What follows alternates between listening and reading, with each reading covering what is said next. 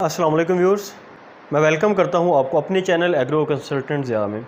Viewers, میں ایک انتہائی نیوٹرل مائنڈ کا بندہ ہوں اور میں لوگوں میں ہمیشہ ایک نیوٹرل مائنڈ سیٹ کی طرف توجہ بھی دلاتا رہتا ہوں۔ ویورز، میں اسلام کو بہت محبت سے اسٹڈی کرتا ہوں، احادیث کی کتب ہوں، قرآن پاک ہو، اس کا ترجمہ ہو، اور اس کی وجہ جو بیسک ہے وہ یہ ہے کہ میں نے لوگوں کو اسلام کی طرف آتے ہوئے بھی دیکھا اور میں نے لوگوں کو اسلام میں فرقہ پرستی کی طرف جاتے ہوئے بھی دیکھا ہے۔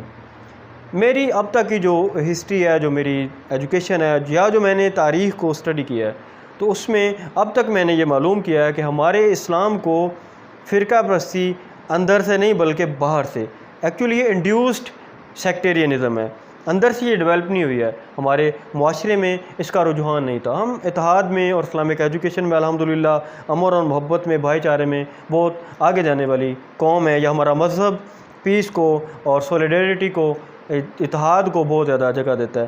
یہ فرقہ پرستی انڈیوسڈ ہے۔ وَاعْتَصِمُوا بِحَبْلِ اللَّهِ جَمِيعًا وَلَا تَفَرَّقُوا، قرآن کے حکم کے خلاف یہ ڈیولپ ہوئے ہیں۔ کوئی بھی فرقہ اگر وہ ڈیولپ ہے یا اس پہ کسی نے کام کیا تو اس نے قرآن کی اس آیت کی تکفیر کا ضرور یہ جرم کیا ہے۔ لیکن میں تاریخ کو بڑی قریب سے میں نے جب اسٹڈی کیا ہے تو میں نے یہ محسوس کیا ہے کہ ہمارے معاشرے میں محبت کم ہوئی ہے، تو اس انڈیوسڈ، فارن انڈیوسڈ، باہر سے یہ جو فرقہ پرستی ڈیولپ ہوئی اور ہمارے معاشرے میں سیکٹیرینزم یہ جو ڈیولپ ہوئی، یہ اس نے ہمیں تباہ کیا۔ ہندوستان میں لوگ جب ڈیوائیڈ ہو گئے، جب ان کے سیکشن بن گئے، تو پرتگالیوں نے سب سے پہلے اپنے آپ کو ان کیا گوا میں، بھارت کا جو گوا کا ایریا وہاں پر یہ ہے۔ اس کے بعد بھارت کا جو بامبے کا علاقہ ہے، وہاں یورپ کے جو برطانوی لوگ تھے اور جرمن جو قوم تھی یہ وہاں پر آئے۔ اس کے بعد یہ پورے ایریے میں پھیلتے گئے، انہوں نے جنگیں لڑی اور انہوں نے ایسٹ انڈیا کمپنی کو ڈیولپ کرتے ہوئے اپنے آپ کو مضبوط کر لیا۔ ہم ڈرے ہوئے ہیں ان فارن انویژنس کی وجہ سے۔ یہ جو باہر سے لوگ آتے رہے ہماری تاریخ میں، برصغیر کی تاریخ میں، جرمن تھے، برطانوی لوگ تھے یا پرتگالی تھے، ہم ان لوگوں سے ڈر چکے ہیں۔ ہمیں ان لوگوں نے بہت بری طرح متاثر کیا۔ بہت سارے لوگ جنگ آزادی میں، لاکھوں لوگ ایسے ہیں جو شہید ہوئے۔ ایسے ہی سی پیک جب ہمارے کنٹری میں ڈیولپ ہوا تو اس طرح کی ہوا کو بلڈ کیا گیا کہ چائنا بھی شاید ویسے ہی ہمارے ملک کو کڈنیپ کرنے، ایک ایسی سوچ بلڈ کرنے کی کوشش کی گئی، لیکن ایسا بالکل بھی نہیں تھا اور اس کے کچھ وجوہات بھی نظر نہیں آ رہے تھے۔ چائنا نے اپنے معاشی ڈیولپمنٹس میں اور اپنے ریلیشن بنانے میں سی پیک کو آگے جو ہے ڈیولپ کیا ہمارے کنٹری کے ساتھ۔ دیگر اور بھی ممالک ہیں جن کو اس میں one belt one road initiative میں ایڈ کیا۔ اگر ہم اسلام کو دیکھیں تو ہمارے پاکستان میں نے محسوس کیا ہے کہ فرقہ پرستی جس طرح ہے، قادیانی لوگ بھی یہاں ڈیولپ ہو چکے ہیں، لیکن میرے لیے یہ بات بڑی، میں نے غور سے یہ محسوس کیا ہے، ہسٹری کو دیکھا ہے کہ قادیانی لوگ یہ نہ تو کوئی یورپ سے آئے ہیں، نہ یہ کوئی کرسچین لوگ تھے، یہ ہمارے ہی وہ مسلمان تھے۔ اور قادیانیت کی جو ابتدا ہے وہ ایک عالم کی وجہ سے ہوئی۔ مرزا قادیانی بیسیکلی ایک عالم تھا اور وہ گمراہی کی طرف گیا، اس نے نبوت کا انکار کیا۔ تو کیا وجہ ہوئی، اسے کیا راتوں رات ہوا کہ وہ اس طرف چلا گیا؟ تو مجھے تاریخ پڑھنے سے احساس ہوا کہ یہ فارن انویشنز تھیں۔ آج بھی اگر میں اپنے ملک کی تاریخ کو دیکھوں تو میں یہ بڑے دعوے سے کہہ رہا ہوں کہ ہمارے ملک میں فارن ایڈ بہت زیادہ آ رہی ہے ان فرقوں کے لیے۔ اس میں بہت سارے ہمارے اسلامی ممالک بھی شامل ہیں اور اس میں یورپ کے ممالک بھی شامل ہیں، حتیٰ کہ ہمارے ملک میں بہت سارے ایسے ایکسٹریمسٹ لوگوں کو یورپ میں پناہ دی جاتی ہے جو ان فرقوں کو ڈیولپ کرتے ہیں۔ تو پاکستانی ہونے کے ناطے میں بہت افسردہ بھی ہوں کہ ہمیں برادرہوڈ کی طرف جانا ہوگا، کیونکہ جو قومیں ڈیوائیڈ ہوئی ہیں وہ ہمیشہ ختم ہوئی ہیں، تو ہمیں بھائی بن کر رہنا ہوگا۔ ہم انسان ہیں۔ اسلام بہت پیارا مذہب ہے، اس میں عیسائیوں کے لیے، یہودیوں کے لیے، دنیا کے ہر مذہب کے لیے اس میں پروٹیکٹ۔ اسلام کا انسانی حقوق کا چیپٹر اتنا بڑا وسیع کہ نبی علیہ الصلوۃ والسلام نے جب خطبہ حجۃ الوداع کا درس دیا تو آپ نے وہاں کہا کہ گورے کالے کو کوئی فرق نہیں ہے۔ آج ہم دیکھتے ہیں کہ آج ہم نیلسن منڈیلا کی بات کرتے ہیں کہ اس نے کالے اور افریقی لوگوں کے لیے آواز اٹھائی۔ ہمارے نبی علیہ الصلوۃ والسلام نے تو 1400 سال پہلے یہ آواز اٹھائی، اور امام کسے بنایا، مؤذن کسے بنایا؟ حضرت بلال حبشی رضی اللہ تعالیٰ عنہ کو آگے لے کر چلے آپ۔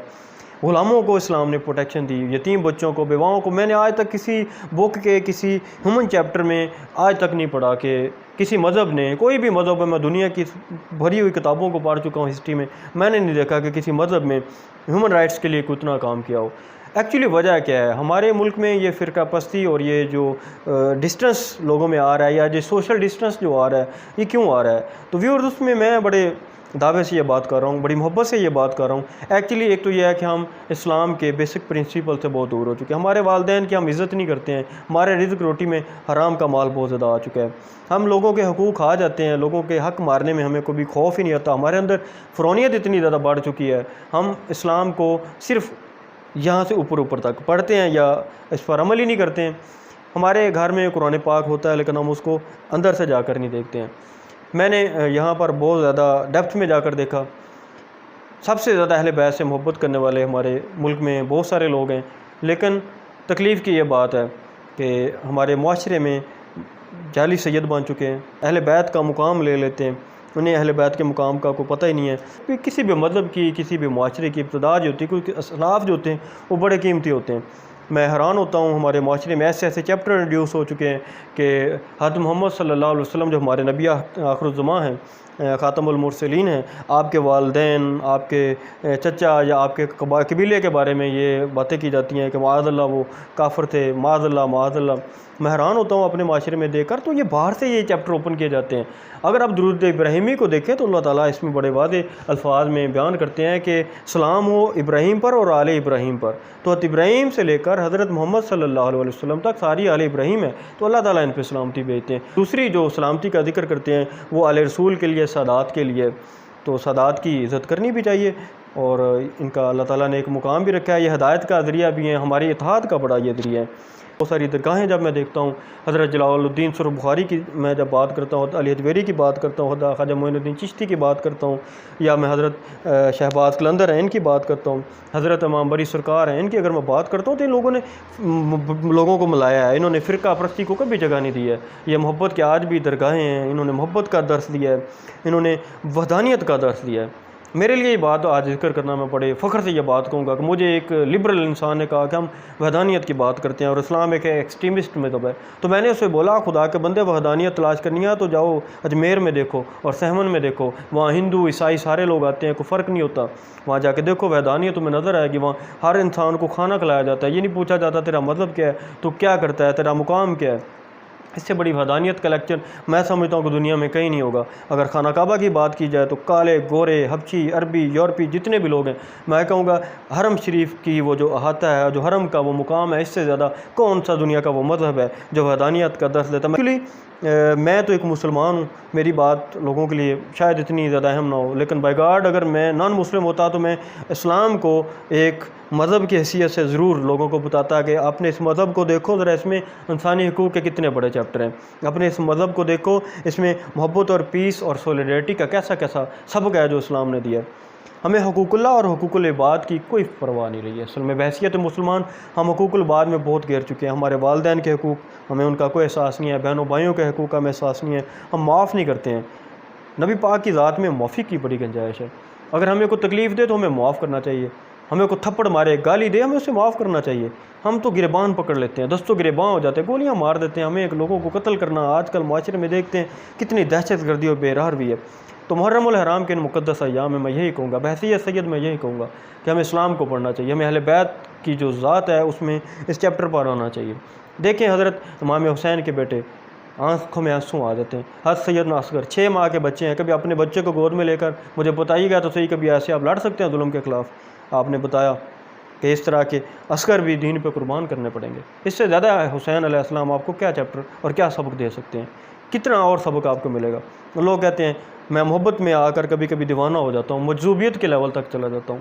لوگ کہتے ہیں نماز نہیں ہوتی ننگے سر، میں نے تو کتابوں میں یہی پڑھا ہے کہ محمد کی بیٹی زینب جب جا رہی تھیں کربلا سے شام تک تو ننگے سر پتہ نہیں کتنی نمازیں پڑھی ہوں گی۔ آپ کو اہل بیت کی محبت ڈیولپ کرنی چاہیے۔ اہل بیت آپ نے کہا تھا نا کہ تم میں 2 چیزیں چھوڑ کے جا رہا ہوں، جو نبی علیہ السلام نے کہا تھا کہ 2 چیزیں چھوڑ کر جا رہا ہوں، اور ایک قرآن اور ایک اہل بیت، تو وہ مجھے اب احساس ہوتا ہے کہ یہ تھی وہ بات۔ ہم جب تک اہل بیت کے ساتھ اٹیچ رہیں گے یہ فرقے ختم ہو جائیں گے ہمارے بیچ، کوئی اہل حدیث ہو، وہابی ہو، دیوبندی ہو۔ جب اہل بیت کی محبت ہوگی، میں دعوے سے کہتا ہوں کہ اہل بیت کی محبت جب دل میں آتی ہے تو برداشت بڑھ جاتی ہے۔ میرا یہ ذاتی ایکسپیرینس ہے، میں گمراہ انسان تھا، میری زندگی میں کوئی ایسی چیز نہیں تھی، نمازیں میں نہیں پڑھتا تھا، بائی گاڈ میں آج یہ دعوے سے یہ کہہ رہا ہوں، میں نے اہل بیت کے قریب جا کر دیکھا ہے۔ میں اہل تشیع بھی نہیں ہوں، اسلام میں تو فرقہ پرستی کا کوئی درس نہیں ہے، ہمیں اہل بیت کو اپنی ذات میں اڈاپٹ کرنا ہوگا۔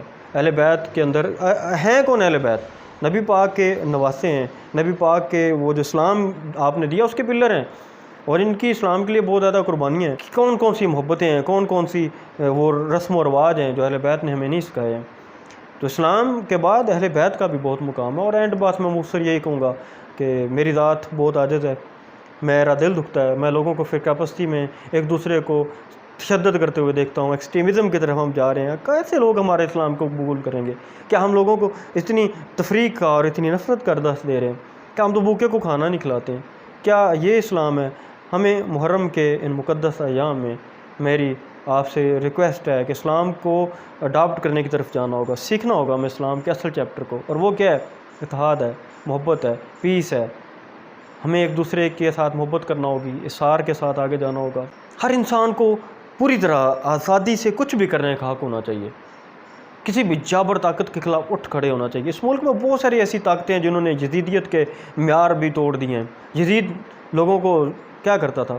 ایک ظالم انسان تھا، قتل کر دیتا تھا جو اس کے خلاف بولتا تھا۔ میں سمجھتا ہوں کہ جو انسان حق پر ہوتا ہے وہ اتنے ظلم کے چیپٹر ہی نہیں کھولتا۔